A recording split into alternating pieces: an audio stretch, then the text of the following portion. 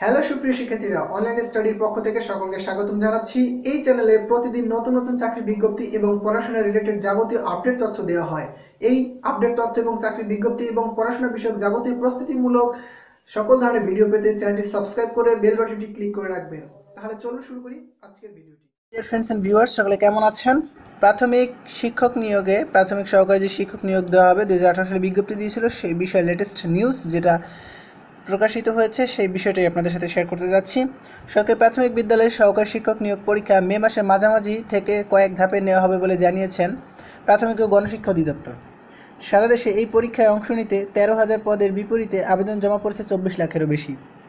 20,000-এর মধ্যে পরীক্ষার্থী আছে এমন 7টি জেলায় প্রথম ধাপে পরীক্ষা নেওয়া হবে। তো এর মাঝে একটা কথা বলি, এই নিউজটা কিন্তু ওয়েবসাইট থেকে সংগ্রহকৃত এবং ফেসবুক থেকে। আমার ব্যক্তিগত কোনো মতামত নেই আমার ব্যক্তিগত। সো আপনারা বলবেন যে পরীক্ষার ডেট চেঞ্জ হয়েছে ভাইয়া, আপনি বলছেন এই তারিখে হবে, তবে সম্ভাবনা আছে মে মাসের মাঝামাঝি হওয়ার, সেই বিষয়টা আপনাদের সাথে শেয়ার করলাম। ওকে।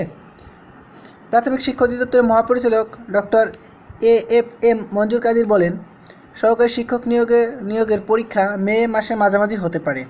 কোন তারিখে হবে তা নিশ্চিত বলা যাচ্ছে না, তবে পরীক্ষা সংক্রান্ত চূড়ান্ত সিদ্ধান্ত 2-1 দিনের মধ্যেই নেওয়া হবে।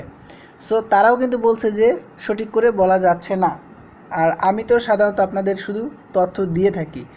সো সঠিক তথ্য মোটামুটিভাবে পাওয়াটা যতদিন না একদম এক্স্যাক্টলি পরীক্ষা শুরু হওয়ার অ্যাডমিট কার্ড দিচ্ছে ততদিন পাচ্ছি না। সো এটাই ছিল লাস্ট তথ্য। অবশ্যই ভিডিওটি সকলের মাঝে শেয়ার করবেন, আর ভিডিওটি সর্বোচ্চ লাইক পড়ে অন্তত।